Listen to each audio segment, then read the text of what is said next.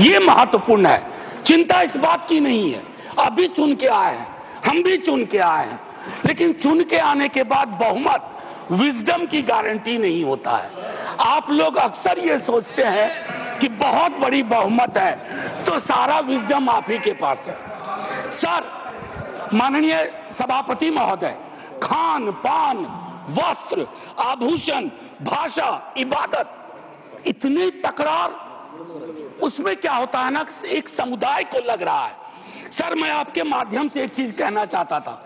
मेरी भतीजी ने मुझसे, मुंबई अभी गया था, पूछा काका मार्जिन क्या होता है, तो मैंने उसको बताया कि बचपने से हम लोगों को कॉपी में मार्जिन छोड़ने के लिए बताया जाता है, हाशिया। सर, हमें आदत बन गई है हाशिए पे लोगों को छोड़ने की। हम लगातार समुदायों को हाशिए पे छोड़ रहे हैं।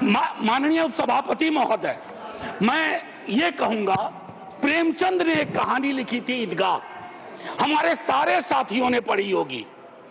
ईदगाह में हामिद ने अपनी दादी अमीना के लिए चिमटा खरीदा।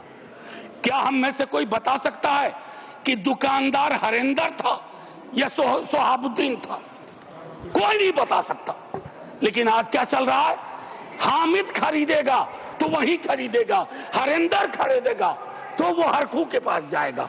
सर, ये चीजें, मतलब मैं तो ये कहूंगा कि कुछ चीजें एक दूसरे से ऐसे वाबस्ता होती हैं कि उन्हें अलग अलग देखने को जी नहीं चाहता, उन्हें अलग अलग। Please request you don't disturb him. मैं सिर्फ ये कहना चाहता हूं, कुछ चीजें एक दूसरे से ऐसे वाबस्ता होती हैं कि उन्हें अलग अलग देखने को जी नहीं चाहता। सर, इस देश के हिंदुओं को मुसलमानों की आदत है, मुसलमानों को हिंदुओं की आदत है, और ईसाइयों को, सिखों को हिंदुओं और मुसलमानों की आदत है। ये आदतें मत बदलवाइए, ये आदतें मत बदलवाइए। सर, एक लखनऊ के मशहूर शायर थे, आजादी के बाद पाकिस्तान चले गए, फिर नेहरू से दोस्ती थी, वापस आए तो लोगों ने पूछा क्यों आ गए? बोला यार बहुत मुसलमान थे यहाँ, लखनऊ का हूं, मिला जुला देखने की आदत थी। ये मैं बता रहा हूं, मैं बता रहा हूं सर कि ये चीजें महत्वपूर्ण है। आज सुबह से कई बार लाइटर वैन में कहा गया सौगात और तोहफा। माननीय उपसभापति महोदय, लोकतंत्र में सौगात और तोहफा नहीं हुआ करता।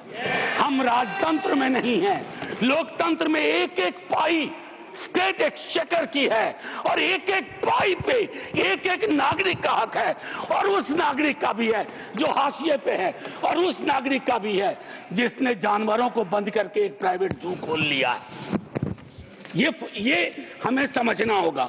माननीय उपसभापति महोदय, कल मैं माननीय गृह मंत्री जी को सुन रहा था। माननीय गृह मंत्री जी बहुत अच्छी तरह से जो वक्फ है उसका ओरिजिन बता रहे थे। मैं तैयारी का सोर्स हम लोगों का शायद कुछ तो समान है हमारे में।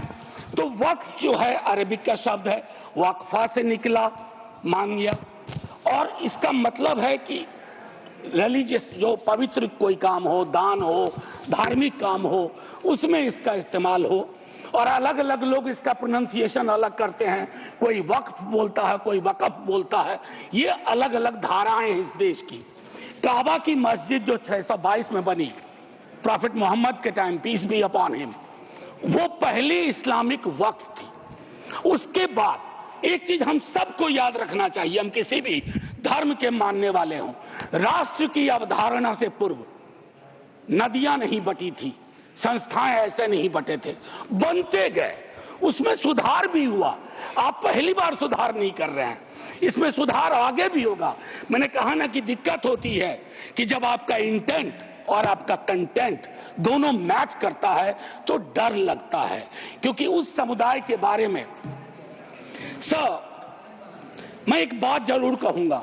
इस बिल को, चूंकि बिल के कुछ बिंदुओं पे आऊं उससे पहले, बाबा साहब भीमराव अंबेडकर को इन्वोक किया गया, और मैं चाहूंगा बाबा साहब भीमराव अंबेडकर, उन्होंने एक लाइन कही थी, उसको बार बार पढ़िए, democracy is incompatible in inconsistent with isolation and excluding minority communities. you have to look at, honorable minister, from the angle of isolation and exclusion. और ये दोनों चीजें बहुतायत में हैं और अलग अलग जगहों पे हैं। सर, जमीन के साथ किसी व्यक्ति और किसी कौम का क्या रिश्ता होता है, इसको भी समझने की जरूरत है।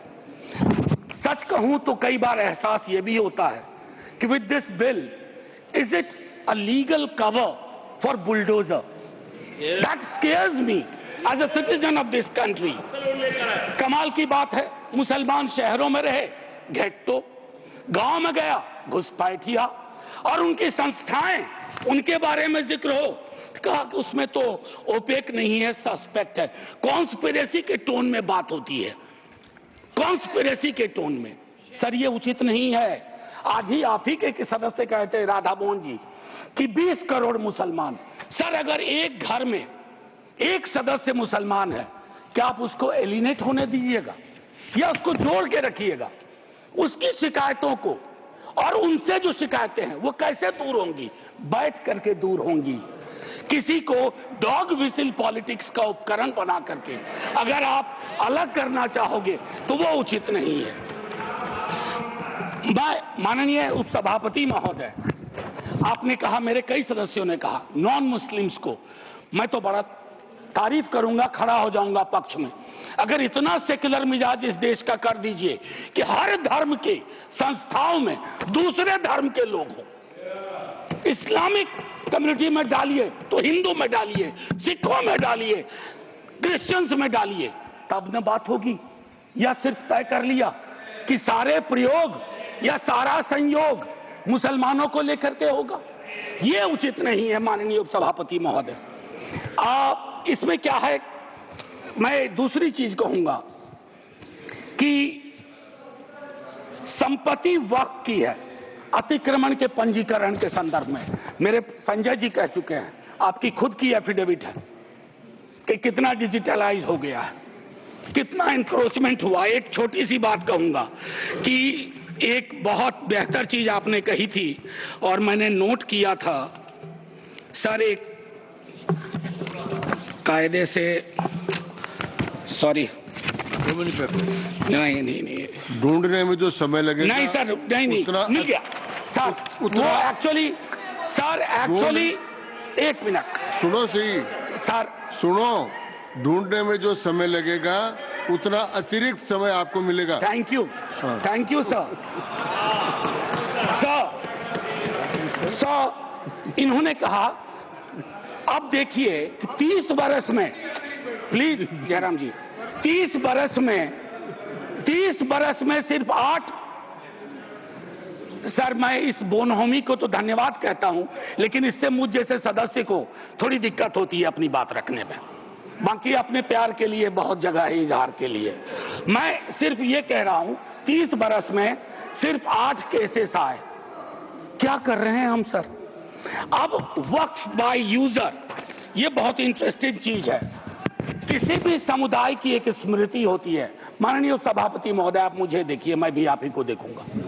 किसी भी समुदाय की एक स्मृति होती है। कोई मस्जिद कब से यूज में है, कागजात ढूंढोगे। मैं अभी अपने बिहार का अनुभव बताता हूं। हम बहुत छोटी जोत के किसान परिवार से आते थे, दादा के टाइम से। सर, अभी वहां सर्वे हो रहा है, कागज हमें अपने घर में नहीं मिल रहा है सर। ये और सर्वे ही बंद कर दिया बिहार की सरकार ने। तो मैं ये कह रहा हूं कि पूरे समुदाय को कटघरे में खड़ा करने के लिए आप यूं ही एक आम अदना मुसलमान शहरी, अदरवाइज वो परेशान है। पुरानी संपत्ति है, लैक ऑफ टेक्निकल एक्सपर्टीज नहीं है, कहां से लाए? सब विवाद में आ जाएंगे, लिटिगेशन का एक पहाड़ खड़ा हो जाएगा हमारे समक्ष। और हां, आप डीएम को बहुत काम पकड़ाते हो। बेचारा डीएम लोकल लेवल पे हम कहते हैं ट्रैक्टर बन के रह गया है। जितनी आपकी योजनाएं हैं, जयंत भाई की विभाग की योजनाएं हो, किसी की डीएम नोडल ऑफिसर, और हम ये मान के भी चलते हैं कि डीएम है तो ज्ञान का सारा भंडार उसके पास है। डीएम को एक एक महकमे की मीटिंग का टाइम नहीं मिलता है, क्या क्या करेगा डीएम। मैं आपके माध्यम से माननीय सभापति महोदय, वीकर सेक्शंस की बड़ी चर्चा इसमें की गई है, कम से कम पसमानदा, अपने हिंदू समाज में भी पसमानदा बहुत बड़े हैं। जब जब आप लोगों के पास आग्रह करता हूं जीरो आवर के माध्यम से या किसी उपकरण से कि साहब कास्ट सेंसस करवा दो, तो आप चुप हो जाते हैं। अभी संजय जी ने कहा कि भगवान ने अगर ये व्यवस्था नहीं बनाई ऊंच नीच की, जाति व्यवस्था की, तो भगवान के समक्ष जो इबादत का है, जो मंदिर है, वहां क्यों ये व्यवस्था बनी रहे? क्यों नहीं आरक्षण हो? क्यों नहीं हम सुनिश्चित करें कि पूजा पद्धति किसी एक जाति विशेष के हाथ में ना हो, हर कोई उसमें भागीदारी कर सके? सर तब तो जो राष्ट्र की संकल्पना थी हमारी, हम उसको साकार कर पाएंगे। अब देखिए कंसल्टेशन, रिजिजू जी बहुत इनोसेंट चरित्र के हैं, बहुत इनोसेंट चेहरा भी है। कंसल्टेशन के इतने आंकड़े बता दिए, इतने आंकड़े बता दिए। अब भूपेंद्र जी आप उठते हैं, लगता है पॉइंट ऑफ ऑर्डर ले लीजिएगा। हाँ sir, consultation, there is absolute lack of consultation. Consultation is not about we called so many meetings. Consultation is about did you listen to them? सुना या सुना दिया? आप सुनते नहीं हो, सुनाते हो। इसको संवाद नहीं कहते हैं, इसको संवाद नहीं कहते हैं। संवाद का मतलब होता है दोनों चीजें। और एक चीज मैं कहूंगा और वही खत्म करूंगा, संस्थागत गैर मौजूदगी मुस्लिम्स की आप इंश्योर कर रहे हैं। मैं आज इतिहास के इस कालखंड में हूं, माननीय लीडर ऑफ द हाउस है, हमारे साथी है यहाँ। 2 मिनट के बाद मेरी कही गई बात भी हिस्ट्री हो जाएगी, इतिहास बन जाएगा। लेकिन मैं आपसे आग्रह करता हूं मंत्री जी, don't hurry up, don't hurry up. इस देश के मुसलमान का इस मिट्टी पे कर्ज है और इस मिट्टी का मुसलमान पे कर्ज है। इस कर्ज के रिश्ते को व्यापारी की नजर से मत देखिए, तिजारत की नजर से मत देखिए, क्योंकि अगर वो नजर आपकी नजर में बदलाव नहीं आएगा तो माननीय उपसभापति महोदय, सब कुछ हमारा बिखर के रह जाएगा। आखिरी 1 मिनट लूंगा। मैं सोच के आया था कि क्या कहूं, और मैंने ईदगाह का जिक्र इसलिए किया। एक नूर मियां की सुरमा का भी कर सकता था, विद्रोही जी ने लिखा, उससे पहले केदारनाथ सिंह ने लिखा। लेकिन मैं अदम कोंडवी, गोंडा जिला उत्तर प्रदेश का आभार करते हुए मैं 2 लाइन पढ़ करके अपनी बात खत्म करूंगा। हिंदू या मुसलमान के लिए के एहसासात को मत छेड़िए, अपनी कुर्सी के लिए इस जज्बात को मत छेड़िए। हम में कोई हुण, कोई शक, कोई मंगोल, पता करना बड़ा मुश्किल है कौन कहां से।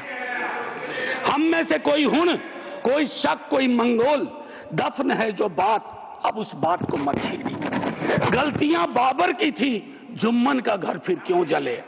ऐसे नाजुक वक्त में हालात को मत छेड़िए। है कहां हिटलर, हलाकू जार या चंगेज खां, मिट गए सब, कौम की औकात को मत छेड़िए। छेड़िए एक जंग, छेड़िए एक जंग मिलजुल कर गरीबी के खिलाफ। दोस्त मेरे मजहबी नगमात को मत छेड़िए।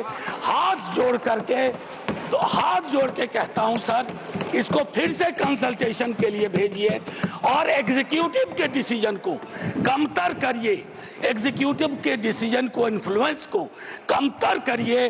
और पूरी दुनिया नॉमिनेटेड से इलेक्टेड पे जा रही है, आप इलेक्टेड से नॉमिनेटेड पे जा रहे हो। नॉमिनेटेड लोग बड़े खतरनाक होते हैं, ध्यान रखना सर। जय हिंद सर।